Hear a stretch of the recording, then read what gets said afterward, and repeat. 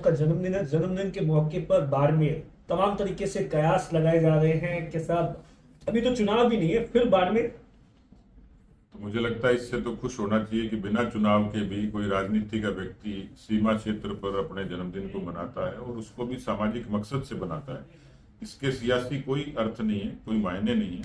Simple तौर पर राजस्थान के भौगोलिक तरीके से हम अलग अलग जगह जाते हैं, कार्यकर्ताओं का प्रेम मिलता है, जनता का आशीर्वाद मिलता है।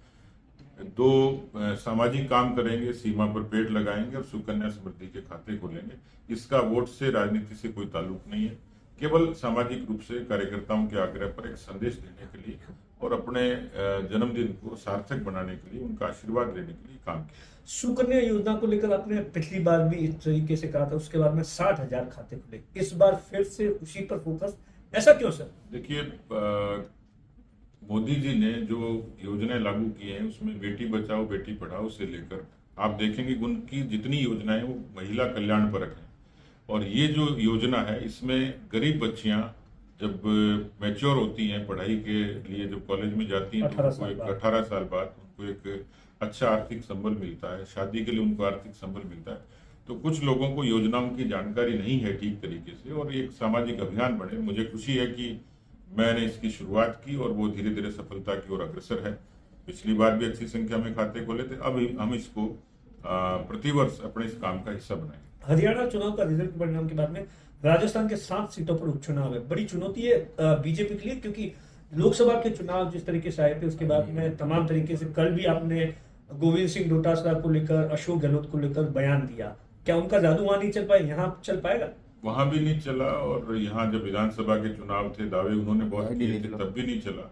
लोकसभा की चंद सीटें जीते, तो मुझे लगता नहीं कि काट की हांडी बार बार चढ़ती है। हरियाणा में भी गए थे, बहुत सारा उन्होंने दावे किए थे। जो उपचुनाव है उसमें सीट तो हमारी एक है, लेकिन मैं जो एक विश्लेषक के तौर पर समझता हूं कि हरियाणा की जीत का उत्साह कार्यकर्ताओं में यहाँ भी, असर यहाँ भी जनमानस पर है। हम विधानसभा की 7 ही उपचुनाव पर शिद्दत से चुनाव लड़ेंगे, पार्टी और सरकार मिलकर अच्छी मजबूती से लड़ेंगे, और मुझे लगता है कि एक अच्छा सुखद परिणाम बीजेपी के हक में होगा। लेकिन उपचुनाव का ट्रैक रिकॉर्ड अगर दिखे तो बीजेपी का अच्छा नहीं रहा है राजस्थान के अंदर। देखिए, उपचुनाव के बारे में जो कहा जाता है कि जिसकी सरकार होती है उसको उसका लाभ मिलता है, तो मेरे ख्याल से ये जो चीज है, ये जो रणनीति है, वो बीजेपी के पक्ष में है। भजनलाल सरकार के 9 महीने के कार्यकाल को कैसे देखते हैं? पेपर लीक पर जो कार्रवाई हुई है उसको लेकर कुछ लोग तो तमाम तरीके से सवाल उठा रहे हैं, आप कैसे देखते हैं? मुझे लगता है कि 9 महीने में तो बच्चा पैदा होता है, उसके बाद वो चलने फिरने की शुरुआत करता है, फिर बोलता है। तो मुझे लगता है कि एक परिपक्वता की, एक समय की अपनी एक मर्यादा होती है। ईआरसीपी से लेके, यमुना जल समझौते से लेके, पेपर लीक पर एक्शन से लेके, और अभी इन्वेस्टमेंट के लिए जो एफर्ट है उनसे लेके, कम समय में अच्छा काम किया है। मुझे लगता है उनको समय और देना चाहिए ताकि वो और मजबूती से काम कर सकें।